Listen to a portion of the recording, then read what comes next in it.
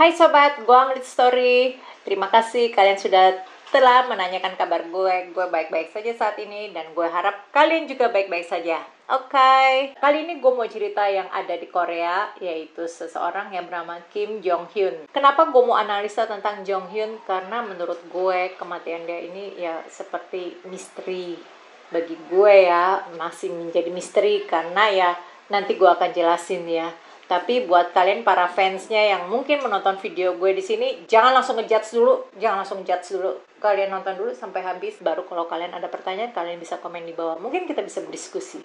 Jong Hyun ini lahir pada 8 April 1990. Dia ini best vocalist di Korsel, Korea Selatan, dan banyak memperoleh penghargaan di dalam keterlibatan dia di industri musik K-pop. Yang konon katanya, jarang ada penyanyi yang keterlibatannya begitu banyak di dalam industri musik itu, seperti dia juga penyanyi, penulis lagu, produser, terus juga radio host, semuanya yang sekaligus all in di industri K-pop. Awal karirnya dimulai dari umur 15 tahun. Jadi dia ikut festival lagu yang diadakan di sekolahnya. 3 tahun kemudian Jong Hyun menjadi salah satu anggota SHINee. Untuk lebih serius mendalami karirnya ini, maka Jong Hyun pun berhenti sekolah. Namun selanjutnya ia kuliah untuk mengambil gelar master di film dan musikal. Nah, gue mau sampai ke bagian dimana kronologinya ya. Jadi tahun 2013, Jong Hyun mengalami kecelakaan yang membuat cedera di hidungnya. Walaupun pada saat itu yang menjadi perdebatan karena ya itu benar-benar kecelakaan atau rekayasa. Sehingga karena kecelakaan ini dia harus menjalani operasi di hidungnya. Entah apa yang terjadi, karena waktu itu ya gue juga nggak gitu terlalu ambil pusing dalam hal ini. Kita lanjuti saja ke tahun 2017.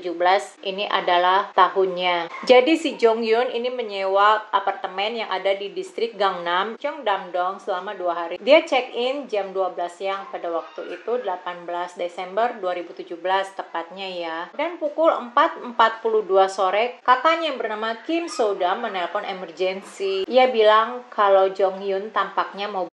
Terlebih, Jong Hyun itu mengirim pesan ke kakaknya ya lewat messenger Kakao Talk ya, yang seperti aku punya waktu buruk, aku punya hard time, waktu berat. Lepaskan aku, selamat tinggal yang terakhir. Dan aku sudah melakukan yang terbaik. Say I did well, yang tampaknya Say I did well ini menjadi trending pada saat itu. Terakhir penampakan dia ada di minimarket yang ada di apartemen itu. Jong Hyun ditemukan tak sadar diri pada pukul 6 sore dan segera dilakukan pertolongan CPR namun gagal. Di usianya yang ke-27 ia pun meninggal akibat menghisap racun yang ditimbulkan dari pembakaran. Jadi kita lebih detail lagi ya. Kita kembali ke beberapa saat sebelum kejadian ini, yaitu di 20 November di tahun yang sama 2017. Jong Hyun mengunggah lirik Beside You tentang kesendirian dan keputusasaan. Senin lagi-lagi Senin ya. Senin serba mornya.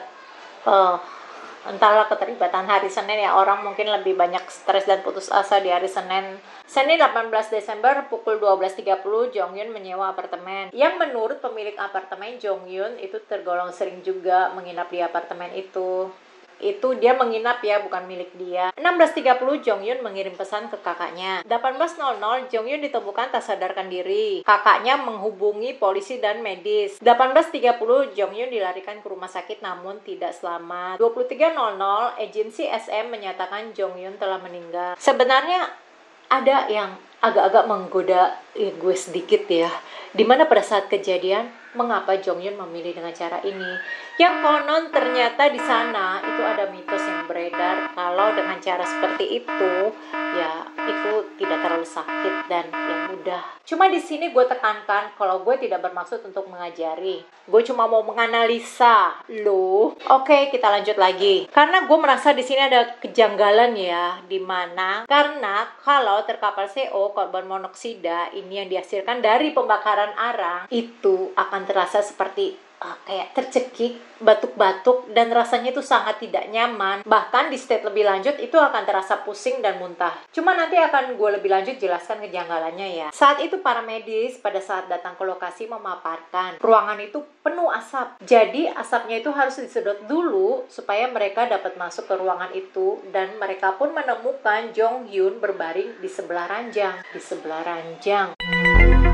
Entah apakah Jong Hyun memang berniat untuk rebahan di ranjang, dia sudah merasa pusing, atau ya dia belum sampai ke ranjang, dia sudah kolaps dulu. Ya, entah gitu ya. Yang gue merasa anehnya di sini adalah gue merasa penasaran sebenarnya dengan bentuk apartemennya itu ya. Ya, karena dari berita-berita yang gue dapat itu arangnya briketnya itu ditaruh di dalam wajan. Sayangnya yang setelah gue kulik-kulik itu tidak ada satupun foto yang menunjukkan dalam ruangan kayak gimana, posisinya dia kayak gimana, itu nggak ada ya. Mungkin dengan alasan classified gitu ya, rahasia perusahaan. Karena gue pengen ngelihat yang namanya apartemen mewah itu kan di daerah Gangnam ya, daerah mewah elit gitu. Jadi setidaknya mereka ada namanya sistem security yang bukan cuma keamanan ya dari orang-orang jahil gitu ya, tetapi juga keamanan dari kebakaran, ada smoke detector, dan juga ada keamanan banjir setidaknya. Water alarm. Jadi bagaimana ya kalau misalnya mereka mendeteksi ada asap segitu banyak sampai disedot keluar ruangan, kemana smoke detektornya? Kenapa tidak berfungsi? Kenapa tidak berbunyi? Yang setelah gue lihat sih fotonya ini ya, dari atasnya setelah gue lihat sih dari fotonya ini gue amati ya.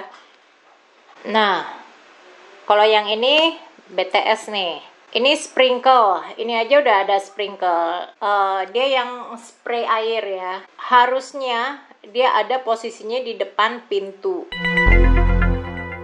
Lalu dari Wikipedia gue baca kalau keluarga menolak otopsi diadakan. Dan gue dapat foto ini yang konon difoto oleh salah satu fansnya. Tidak jelas kapan ini difoto. Tetapi kalau dari sini tampak keluarnya dengan balkon yang sebesar ini, butuh arang berapa banyak? Dan wajahnya sebesar apa? Karena kalau memang dia berniat melakukan hal itu, berarti setidaknya dia memperhitungkan ruangan itu benar-benar harus tertutup rapat, dan jumlah arang dan wajan atau tapi dia ditemukan di sebelah ranjang. Tapi yang nggak tahu juga kalau dia melakukan hal itu di kamarnya, bukan di ruang tamu ya. Lalu dari banyak berita mengatakan kalau Jong Hyun sempat mampir ke minimarket untuk membeli beberapa barang. Namun ada berita yang mengatakan kalau tidak jelas apa yang dibeli si Jong Hyun itu. Tapi kemudian di keesokan harinya itu dikatakan kalau Jong Hyun itu membeli rokok, soda, dan juga snack. Yang memang CCTV itu sudah beredar, jadi masyarakat bisa mengetahui ya keadaan terakhir semasa si Jong Hyun ini masih hidup, dia beli apa aja. Tetapi kenapa dia membeli barang-barang itu di saat dia mau mengakhiri hidupnya? Maksudnya ya dia sudah tahu kalau dia ya umurnya nggak lama lagi, jadi dia beli snack itu. Kalau dari website All K-pop, Jong Hyun ke minimarket setelah dia mengirim pesan ke kakaknya itu yang tadi yang gue bilang ya. Lalu ada satpam yang melihat Jong Hyun keluar dari minimarket dan berdiri di depan minimarket begitu saja. Dia hanya diam di situ selama beberapa saat, lalu masuk ke dalam mobilnya dan dia ya pergi begitu saja, ngegeber mobilnya yang Hurricane itu dan kembali parkir ke tempatnya yang semula. Tapi mungkin yang ngegeber di sini maksudnya kan Hurricane kalau memang dibawa mesti digeber kayak gitu ya, nggak bisa santai-santai brake gitu aja ya. Ya kecuali pada saat-saat tertentu dia mau slow down. Tetapi ya Jong Hyun menggeber mobilnya di basement, di B1 ya. Biasanya posisi B1 itu dekat dengan minimarket, satu lantai dengan minimarket. Biasanya sih begitu. Oke, taruhlah dia memang depresi seperti yang di lagunya itu Lonely ya. Yang setelah gue denger lagunya Lonely itu kok kayak nadanya lebih kayak girang gitu ya, lebih kayak nadanya ya memang ada nada kesepian sih dari liriknya itu, tetapi kok cara dia menyanyikannya malah kayak kedengarannya kayak riang, entah apa ini tuntutan dari sutradara atau ya gimana gitu ya. Ya oke lah kalau memang dia depresi ya, karena dari beberapa foto sebelum dia melakukan kejadian itu ya kayaknya sih memang dia ada dapat tekanan gitu ya. Gue nggak gitu tahu juga apakah si Jong Hyun ini menjadi tulang punggung keluarganya, karena setelah kejadian ini kita lihat aftermath-nya. Industri K-pop memang sangat-sangat memberi hiburan yang menjanjikan ya, kayaknya ya enjoy gitu, kayaknya lagunya memang enak didengar. Tetapi ya di balik itu ada tekanan-tekanannya juga yang harus mereka dapatkan, yang harus mereka terima setiap saat. Ya entah bagaimana, entah apa yang mereka alami, karena kalau misalnya ada perasaan-perasaan depresi, ada perasaan ya kesepian seperti ini ya, tetap butuh yang namanya konseling. Aku harap kamu suka dengan analisaku ini. Kalau kamu ada pertanyaan atau kamu ada komentar, kamu bisa komen di bawah. Mohon maaf untuk kesalahan kata. Nantikan video-videoku berikutnya yang akan aku upload setiap hari, setiap pukul 10.30 WIB.